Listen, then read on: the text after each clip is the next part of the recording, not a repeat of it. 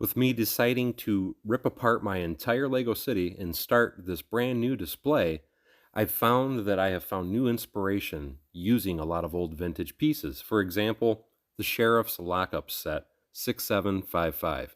And I was able to build this awesome looking new police station modeled after the Andy Griffith Show's police station. I was so happy with this build that I ended up fishing out some more parts, and these were from the Western Gold City Set 6765. I took the windows and sign from that original set, the general store portion of it anyway, to make my new general store. And again, was really happy with the progress on this particular build.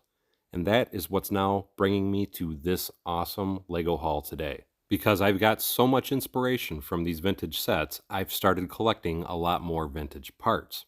Specifically, like with these are the old 1x4x5 window frames. These are the original size of window frames that Lego used to do back in early 2000 and the late 90s, as you can see comparatively to the one that they actually manufacture now. So what I did is I bought 20 of these frames. I bought enough window glass to be able to fill all these frames. But what I did is I bought 15 of the clear, and then I bought another 15 of this awesome piece. This is a printed glass piece, and this appeared in two different Harry Potter sets from 2003 and 2004, and I can't wait to get to using these. Next up, I ordered a whole bunch of these awesome wedge roof pieces. These are printed as well. These are a 6x10 printed wedge tile, and these appeared in one set only in the year 2000.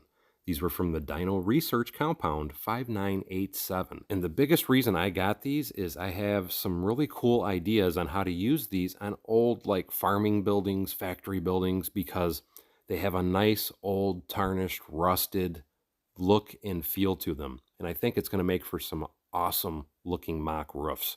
This next part isn't so much that it's rare, it's just hard to get in very large quantities. And what I have here is 65 of these. These are the 1x2x5 trans-clear brick with the red pattern on them. And these appeared in the Diagon Alley set 75987. And to find these in such a huge quantity is extremely rare. And when I found them, they were only 70 cents a piece. So I bought every one of them that he had. And not only did he have these, he also had 65 of the 1x5x6 panel with the printed green pattern on it. And I just, again, this is from the same set, and I just couldn't let these go away because I think these are going to make some awesome, and I mean awesome looking factory windows for some really cool buildings throughout my Lego city. When I say factory, I mean actual like factory style buildings. I want to have some old structures, and that is what these windows and the roof tiles I just showed are for. This next part though, I believe is what's really going to blow people's minds, because not only are they rare, they're extremely expensive. And I was just blown away that I found 10 of these. Yes, 10 of them.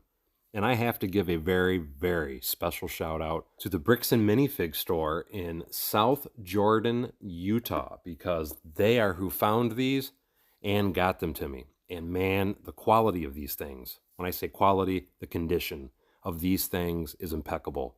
And what I intend on doing at some point in my city when I get back to the actual big city portion of the building, I intend on putting a railway, a monorailway, throughout the city and having multiple stops. And by them giving me 10 of these, it is going to put me way ahead for part buying. But that's all future plans. So for now, that's all for this video. See you next time on Bevins Bricks.